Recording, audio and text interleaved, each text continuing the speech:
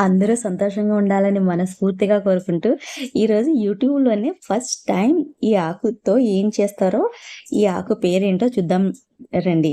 వామాకు చూసుంటారు, ఇంకా తులసాకు చూసుంటారు. కానీ జీలకర్ర ఆకు ఎప్పుడైనా చూసారా? ఇది జీలకర్ర ఆకు. జీలకర్ర వేస్తే, విత్తనాలు వేస్తే ఈ ఆకు వస్తుందంట. గుజరాతీస్ ఎక్కువ ఈ ఆకుని చాలా ఇష్టంగా తింటారు. వాళ్ళు చట్నీస్ చేసుకుంటారు దీనితోటి.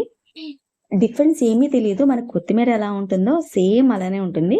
కానీ స్మెల్ మాత్రం కొత్తిమీర కంటే చాలా ఘాటుగా ఉంటుంది. మనం పట్టుకుంటే తెలుస్తుంది ఈ స్మెల్ కొత్తిమీర కాదని.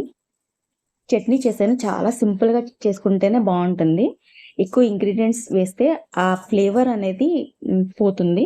ఎంత వీలైతే అంత న్యాచురల్‌గా దానికుండే టేస్ట్‌ని ఎన్హాన్స్ చేసుకుంటూ చట్నీ చేయాలి. చాలా ఈజీగా చేసేసుకోవచ్చు. దీన్ని డొక్లాతోటి తింటే చాలా బావుంటుంది.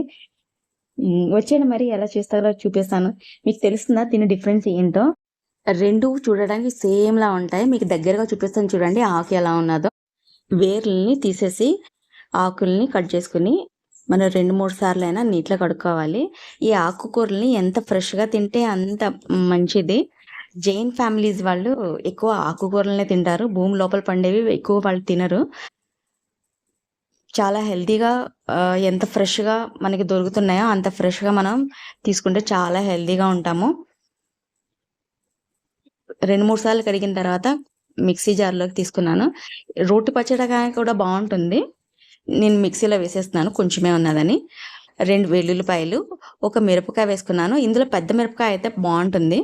దీంట్లోకి ఒక మిరపకాయ అయితే సరిపోతుంది. అలాగే కొంచెం కొత్తిమీర కూడా తీసుకున్నాను. కొత్తిమీర కూడా శుభ్రంగా కడిగేసి ఈక్వల్ క్వాంటిటీ కాదు. కొంచెం జీలకర్ర ఆకు ఎక్కువ, కొత్తిమీర కొంచెం తక్కువ తీసుకున్నాను.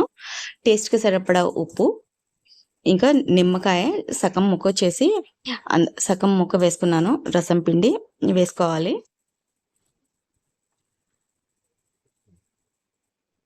తర్వాత మనం మెత్తగా మిక్సీ పట్టేసుకుంటే చాలా టేస్టీ, హెల్తీ చట్నీ రెడీ అయిపోతుంది. కంపల్సరీ మనం ఏ సీజన్‌గా దొరికే ఈ ఆకుకూరల్ని తినాలి కంపల్సరీగా.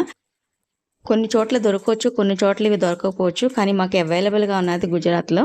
ఎక్కువ చాలామంది తినడానికి చూస్తారు. కానీ చాలా రేర్‌గా దొరుకుతుంది. దొరికినప్పుడు మాత్రం సండే మార్కెట్‌లో ఫస్ట్ ఎవరెళ్తే వాళ్ళకి దొరికేస్తుంది గదా! అందుకే కొంచెమే ఉన్నప్పుడే తీసేసుకున్నాను. నేనైతే చాలా సార్లు చేశాను. ఈ చట్నీ చాలా టేస్టీగా ఉంటుంది. మీరు కూడా ఒకసారి ట్రై చేయండి ఒకవేళ దొరికితే ఈ ఆకు.